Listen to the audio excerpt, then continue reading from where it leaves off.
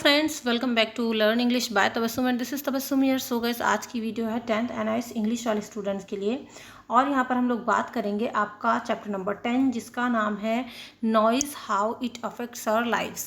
सो guys, इससे पिछली video में हम लोग चैप्टर नंबर 1 से लेकर 9 तक ऑलरेडी डिस्कस कर चुके हैं। लाइन बाय लाइन पूरे चैप्टर्स की एक्सप्लेनेशन मैं आपके साथ डिस्कस करती हूँ और साथ ही साथ हर एक चैप्टर को एक्सप्लेन करने के बाद उसके मोस्ट इंपॉर्टेंट क्वेश्चंस भी आपके साथ डिस्कस करती हूँ। तो इससे पिछले जितने भी हमने चैप्टर डिस्कस किए हैं उन सभी का लिंक आपको नीचे डिस्क्रिप्शन बॉक्स में मिल जाएगा, तो आप आराम से वहाँ से अपना कंप्लीट सिलेबस कर सकते हैं बिल्कुल शुरू से। और गाइज, यहाँ पर हम लोग बात करेंगे कि अगर आपको PDF चाहिए इंपॉर्टेंट क्वेश्चंस की तो you can join me on my Instagram. तो इंस्टाग्राम का लिंक भी मैं आपको नीचे डिस्क्रिप्शन बॉक्स में दे दूँगी।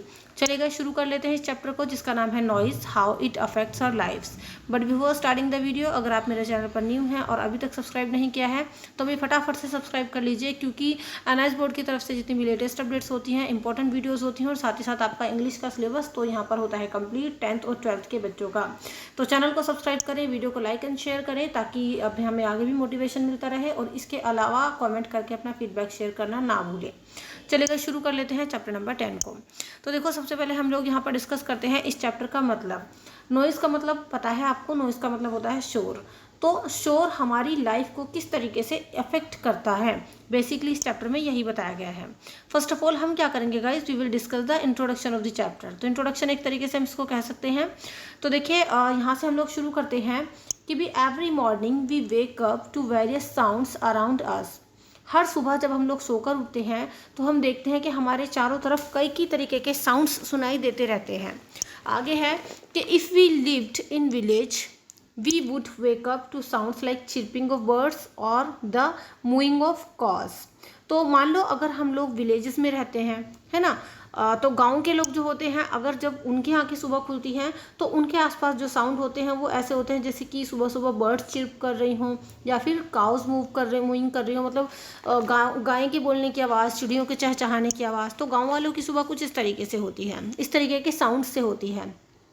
और गाइस, अगर हम बात करें, if we lived in towns we would hear the chime of the clock और car horns as we awake. अगर हम लोग टाउन में रहते हैं यानी शहर में रहते हैं तो हमारी जब आँखें खुलती हैं तो हमें किस किस चीज़ की आवाज़ें सुनाई देती हैं, जैसे कि घड़ी के बजने की आवाज़, है ना, साथ ही साथ कार के हॉर्न्स की आवाज़। तो इन सब चीज़ों की आवाज़ों से, इन सब चीज़ों के साउंड से हमारी आँखें खुलती हैं। Which of these sounds are pleasant and melodious and which are unpleasant and harsh. अब हम बात करें इन सभी साउंड्स के बीच में से कौन से ऐसे साउंड हैं जो हमें सुनने में प्लीजेंट, प्लीजेंट का मतलब सुखदायी लगते हैं, हमारे कानों को अच्छे लगते हैं और मेलोडियस लगते हैं, लेकिन कुछ ऐसे अनप्लीजेंट साउंड भी हैं जो हमारे कानों को जो है दुखदायी लगते हैं, हमारे कान उनको सुनना नहीं चाहते और हार्श लगते हैं। So let us read the lesson and distinguish between the welcome and unwelcome sounds. तो चलिए इस लेसन को पढ़ते हैं और देखते हैं कि कौन कौन से ऐसे साउंड्स हैं जो हमें वेलकम करते हैं या फिर जो अनवेलकम करते हैं। चलिए डिस्कस कर लेते हैं चैप्टर को। बट गाइस, अगर आपको इंग्लिश के अलावा डिफरेंट सब्जेक्ट्स का सिलेबस स्टडी करना है, लाइक आपके पास हिंदी है, English, data entry, painting, home science, SST, ये सारे सब्जेक्ट्स हैं, तो इन सभी सब्जेक्ट्स की स्टडी के लिए आप मेरे दूसरे चैनल को विजिट कर सकते हो जिसका नाम है पाई स्टडी सर्कल। तो पाई स्टडी सर्कल चैनल का लिंक मैं आपको नीचे डिस्क्रिप्शन बॉक्स में दे दूँगी। वहाँ पर आपके ना केवल डिफरेंट सब्जेक्ट्स के सिलेबस चल रहे हैं, इंपॉर्टेंट क्वेश्चन की सीरीज चल रही है, आपके solve assignment, solve practical, different subjects की तैयारी और सभी लेटेस्ट अपडेट्स। तो A to Z सभी प्रॉब्लम्स का सोल्यूशन आपको मेरे दूसरे चैनल पर मिल जाएगा जिसका नाम है पाई स्टडी सर्कल। तो इस चैनल का लिंक डिस्क्रिप्शन बॉक्स में है। साथ ही गाइस, अगर तो एक बार उस चैनल को सबसे पहले आप जरूर विजिट करिए, क्योंकि आपकी ना सारी प्रॉब्लम्स और सारी टेंशन खत्म हो जाएंगी अगर आप लोग NIS बोर्ड से स्टडी कर रहे हैं तो। इसके अलावा गाइस एक चीज़ और है कि अगर किसी स्टूडेंट को ये 10th के जितने भी मैं इंग्लिश के चैप्टर्स आपको पढ़ा रही हूँ इनको लॉन्ग फॉर्म में, मतलब ज़्यादा टाइम आपके पास नहीं है, आप शॉर्ट में पूरी चैप्टर को डिटेल समझना चाहते हैं, समरी समझना चाहते हैं, तो उसके लिए आप मेरी शॉर्ट समरी की सीरीज़ को भी अटेंड कर सकते हैं। तो शॉर्ट समरी मैं आपको हर एक चैप्टर की करा रही हूँ, मैंने अलग से प्लेलिस्ट बना रखी है, वहाँ पर छोटी छोटी वीडियोज़ हैं और उनमें आपको कम टाइम में आराम से पूरी समझी समझा दी जाती है। तो शॉर्ट समरी की वीडियो का लिंक भी आपको नीचे डिस्क्रिप्शन बॉक्स में मिल जाएगा, अदरवाइज आप चैनल की प्लेलिस्ट पर जाकर चेकआउट भी कर सकते हैं। चलिए अब शुरू कर लेते हैं इस चैप्टर को पूरा डिटेल में। तो let us read the text, noise how it affects our lives. ठीक है, तो आप देख सकते हैं यहाँ पर एक बच्चा है जो अपने कानों को बंद कर रहा है, कई के तरीके के शोर के बीच में वो बच्चा खड़ा हुआ है ना। अभी हम लोग देखेंगे व्हाट इज नॉइज़। नॉइज़ है क्या, चैप्टर आपका शुरू हो रहा है। तो नॉइज़ है क्या, any unpleasant sound is noise, कोई भी ऐसा साउंड जो कि अनप्लीजेंट हो, मतलब जिसे सुनकर हमें अच्छा ना लगे, हमें खुशी ना मिले, तो हर एक वो साउंड नॉइज़ कहलाता है, शोर बन जाता है।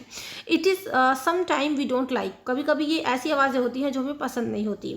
It's some time what make us cover our ears, और कभी कभी ये आवाज़ें ऐसी होती हैं, ये साउंड ऐसे होते हैं जिनकी वजह से हम अपने कानों को कवर कर लेते हैं।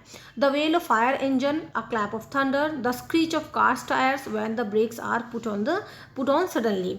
जैसे कि the wail of fire engine, मतलब फायर इंजन की आवाज़ जो होती है, या फिर क्लैप ऑफ थंडर यानी जब बिजली वगैरह कड़कती है उसकी आवाज़ जो होती है, या फिर इसके अलावा जब कार सडनली चलती चलती रुक जाती है तो जो उसके टायर स्क्रीच करते हैं, टायर जो घिसने की आवाज़ होती है, तो ये सभी क्या होते हैं, जैसे कि कार सडनली ब्रेक मार ले तो टायर जब स्क्रीच करते हैं, तो उन सभी की जो साउंड्स होते हैं ये नॉइज़ होते हैं। How much sound is too much, आखिर कितना साउंड टू मच होता है, मतलब कितना साउंड बहुत ज़्यादा माना जाता है। आगे है कि at what level does sound become noise, वो कौन सा लेवल है जब एक साउंड जो है नॉइज़ का रूप धारण कर लेता है, जब एक आवाज़ शोर बन जाता है। Well today sound can be measure scientifically, well आजकल जो है साउंड को साइंटिफिकली मेज़र किया जा सकता है। मेजर्ड का मतलब उसकी नाप तो एक तरीके से की जा सकती है, ठीक है। The level of sound is measured in decibel, यहाँ से आपका इंपॉर्टेंट क्वेश्चन है जो बनता है, ये समझ लो आप कि जो लेवल ऑफ साउंड है, साउंड का लेवल किस चीज़ से मेजर किया जा सकता है, डेसिबल से, ठीक है। तो साउंड को किस चीज़ से मापा जा सकता है, डेसिबल से। ये वर्ड आपको बिल्कुल अच्छे से ध्यान रखना है, डेसिबल से साउंड की माप हो सकती है। A decibel meter is use to register sound, एक डेसिबल का जो मीटर होता है वो साउंड रजिस्टर करता है, ठीक है। साउंड, एक डेसिबल मीटर का इस्तेमाल किया जाता है साउंड को रजिस्टर करने के लिए। आगे है कि 0 decibel is equal to the faintest sound heard by the human ear. 0 decibel जो है ना वो इतना कम साउंड होता है जो मुश्किल से ही ह्यूमन ईयर सुन पाता है, मानव कान बहुत कम ही से 0 डेसिबल को सुन पाता है। A decibel metre is इक्विट bedroom में रजिस्टर अराउंड 35 डेसिबल्स, एक डेसिबल मीटर जो होता है क्वाइट बेडरूम, मतलब किसी शांत से बेडरूम में अगर आप जाके बैठो तो उसका जो डेसिबल मीटर होता है वो अराउंड 35 डेसिबल्स होता है, ठीक है, एक शांत बेडरूम के अंदर। आगे हम बात करें कि भाई in a classroom during a quiet period, मान लो कोई क्लासरूम है और उसमें बहुत ज़्यादा क्वाइट पीरियड चल रहा है, तो उसके अंदर भी अराउंड 50 डेसिबल्स के आसपास जो है साउंड को जो है रजिस्टर किया जा सकता है, डेसिबल रजिस्टर किया जा सकता है। मतलब एक शांत क्लासरूम का पीरियड चल रहा है तो उस शांत क्लासरूम के पीरियड में भी अराउंड 50 डेसिबल रजिस्टर किया जा सकता है। आगे है कहाँ गया भाई, हाँ भाई, this level is comfortable on the years, कि इतना डेसिबल क्या होता है, ये हमारे कानों के लिए कंफर्टेबल होता है। It is sad that most people speak in the range between 45 and 75 decibels, ये भी आपका इंपॉर्टेंट पॉइंट है, आपको पता होना चाहिए कि ऐसा भी कहा जाता है मोस्ट ऑफ द पीपल जो है वो 45 से 75 डेसिबल्स की रेंज में बोलते हैं और सुनते हैं, ठीक है, कि इतने ही रेंज में लोग बोलते हैं। चलिए आगे गाइस आप लोगों का कि noise damages ears at 85 decibels. देखो नॉर्मल लोग कितना बोलते हैं, कितनी रेंज के डेसिबल पे बोलते हैं, 45 से लेकर 35 डेसिबल्स के बीच में। लेकिन अगर 85 डेसिबल्स आप सुन रहे हो तो उसमें जितना साउंड क्रिएट होता है, तो इतना जो शोर होता है ना जो 85 डेसिबल्स में होता है, तो हमारे ईयर्स को डैमेज कर देता है वो। Hearing loss can begin when the noise level goes above 100 decibels and actual pain is felt at 140 decibels. हमारे जो सुनने की क्षमता होती है वो 100 डेसिबल के आसपास नहीं होती, मतलब यहाँ से जो है हमारा सुनने की क्षमता कम होती चली जाती है, हम सुन नहीं पाते इतना ज़्यादा। और जब 140 डेसिबल की ध्वनि हम लोग सुनते हैं तो इतना तो हमारे कान जो है दर्द करना शुरू कर देते हैं, इतना ज़्यादा तो बिल्कुल भी नहीं सुन पाते, ठीक है। तो 100 डेसिबल पर सुनना बहुत मुश्किल पड़ जाता है, और अगर 140 डेसिबल के साउंड में अगर हमें सुनना पड़ जाए तो वो तो और भी ज़्यादा हमारे कान दुखाने लगता है। आगे है guys, some people however may experience pain at a lower level। कुछ लोग जो है 140 डेसिबल से नीचे भी जब सुनते हैं, थोड़ा बहुत नीचे मतलब 100 से ऊपर और 140 से नीचे डेसिबल अगर इसके बीच में साउंड सुनते हैं तो उनके कान तभी भी दर्द करने शुरू कर सकते हैं। Noise pollutes our environment just as much as smoke, foul water, dirty air and litter। Noise भी हमारे environment को उतना ही pollute करता है जितना कि smoke, जितना कि fall water, जितना कि dirty air and litter। इतना ही नॉइज़ हमारे एनवायरनमेंट को पोल्यूट करता है। It can cause illness and deafness. इतने ज़्यादा नॉइज़ से जब नॉइज़ पोल्यूशन होता है तो इससे बीमारियां भी बढ़ती हैं और डेफनेस का मतलब बहरापन भी बढ़ता है। द ह्यूमन बॉडी, आगे है गाइस आप लोगों का कि the human body never gets use to noise. हमारी जो ह्यूमन बॉडी है वो इतना ज़्यादा शोर नहीं बर्दाश्त कर पाती। It continues to react even though a person thinks he और she has become use to all the surroundings noise. और ऐसा जो लोग ऐसा बोलते हैं ना कि भाई जो लोग चाहे वो मेल हो या फीमेल हो, जो लोग ऐसा सोचते हैं कि हम लोग कंटिन्यू नॉइज़ के सराउंडिंग में रह सकते हैं, हम लगातार शोर में रह सकते हैं, तो इवन वो लोग भी रिएक्ट करते हैं नॉइज़ के अगेंस्ट। वो हम देखेंगे किस तरीके से रिएक्ट करते हैं। फॉर इंस्टेंस, अब देखिए एग्जांपल यहाँ पर दिया हुआ है, Naseer who lived in an apartment on a busy street often boasted that he could sleep through any kind of noise. अब देखो यहाँ पर कोई बसीर नामक व्यक्ति होगा ये, तो बसीर नाम का कोई इंसान है, एक अपार्टमेंट में रहता है जो कि एक बिजी स्ट्रीट, मतलब एक तंग गली से कह सकते हैं कि मतलब बहुत ही शोर शराबे वाली गली में इसका अपार्टमेंट है। और अक्सर, ओफन का मतलब अक्सर, ये बोस्ट का मतलब डींगे मारता है कि भाई वो तो किसी भी तरीके के शोर में सो सकता है, उसको नींद आ जाती है ना। तो he claimed he just didn't hear it, और वो ऐसा भी दावा करता है कि भाई वो आराम से इस तरीके के शोर में सो सकता है और उसको सुनाई नहीं देता जब वो सोया रहता है। तो आगे है आपका, While Nasir could sleep through the roar of traffic and the blare of a television set in the next apartment, but he didn't know that while he slept, his body was reacting to the stress of noise. हालांकि नसीर ऐसा दावा करता है, ऐसा claim करता है कि वो किसी तरीके की नॉइज़ में सो सकता है, लेकिन वेल नसीर जो है इस तरीके के ट्रैफिक में भी सो सकता है ना, टेलीविज़न सेट की आवाज़ में भी वो सो सकता है जो उसके नेक्स्ट अपार्टमेंट से आवाज़ें आती रहती हैं। लेकिन नसीर को ये नहीं पता कि जब वो सोया रहता है इतने शोर में तो उसकी जो बॉडी है वो रिएक्ट करती रहती है इस नॉइज़ के अगेंस्ट, मतलब जो स्ट्रेस उसका दिमाग में आता है वो उसकी बॉडी रिएक्ट करती रहती है। आपने भी देखा होगा कि मान लो आप बहुत ज़्यादा शोर शराबे में सो रहे हो तो आपकी एकदम से नींद परमानेंटली नहीं खुलती, लेकिन आप ऐसे ही मतलब आपके माथे में सिलवट सी पड़ जाएंगी और आप थोड़ा सा गर्दन हिलाओगे जैसे कि आपको मतलब आवाज़ें आ रही हो। तो हमारी बॉडी रिएक्ट करती है, चाहे हम कितना भी ये क्लेम करें कि भी हाँ हमें कोई दिक्कत नहीं होती, हमें कोई फ़र्क नहीं पड़ता। ठीक है, चलिए आगे है गाइस आप लोगों का। A doctor in West Germany, after studying the effect of noise, concluded that sound heard by person when they are asleep can cause danger to their hearts and blood vessels. एक doctor हैं waste Germany में, उन्होंने study किया effect of noise को और बाद में उन्होंने कंक्लूड करके ये बताया कि भाई hear by person when they are sleep, तो जब इंसान सोया हुआ रहता है अगर वो ज़्यादा शोर में सोए, आवाज़ें आ रही हों उसके आसपास से, तो इसकी वजह से जो है उनके डेंजर पैदा हो सकता है, इसकी वजह से डेंजर हो सकता है उनके हार्ट्स को और उनकी ब्लड वेसल्स को। ठीक है, तो दिल और ब्लड वेसल्स को जो है खतरा होता है अगर लगातार इंसान तेज़ आवाज़ में सोए। Maybe this was the reason why Naseer had headaches, तो हो सकता है यही रीज़न है कि नसीर को हमेशा सर दर्द रहता है। Noise causes the blood vessels in the brain to expand, it brings on pain. Noise जो है उससे क्या होता है, नॉइज़ ही वजह रहती है ब्लड वेसल्स की के ब्रेन में जो हमारी ब्लड वेसल्स हैं वो एक्सपेंड हो जाती हैं, फैल जाती हैं और इसकी वजह से पेन भी होता है। Another doctor was researching the effect of loud music by talking two players in a rock band. इसके अलावा एक और अनदर डॉक्टर हैं, उन्होंने भी रिसर्च किया the effect of loud music, और उन्होंने रिसर्च किया किससे बात करके, उन्होंने कुछ प्लेयर्स से बात करी और वो जो प्लेयर्स थे वो रॉक बैंड में काम करते थे। तो जो दूसरा डॉक्टर है उसने भी रिसर्च किया और उसने बात की कि भी लाउड म्यूजिक में आप लोग रहते हो, कौन रहता है, प्लेयर्स, है ना। तो जब उन्होंने रिसर्च की तो उन्होंने पाया one of them called out, speak up doctor V can't hear you. तो जब उन्होंने रिसर्च की तो उनमें से जो एक प्लेयर था जो रॉक बैंड में रहता था तो उसने कहा कि डॉक्टर स्पीक अप, थोड़ा तेज़ बोलिए डॉक्टर, हम आपको सुन नहीं पा रहे हैं। तो इससे क्या पता चलता है कि जो रॉक बैंड में लोग रहते हैं, जो लगातार शोर में रहते हैं, उनके कान भी काम करना कम कर देते हैं।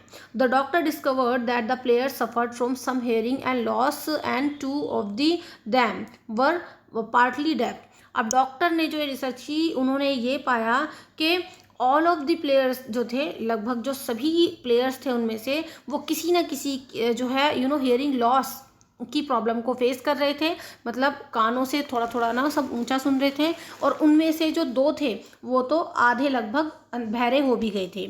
The noise level of the music they played range from 105 to 115 decibels and they played for more than 11 hours every week।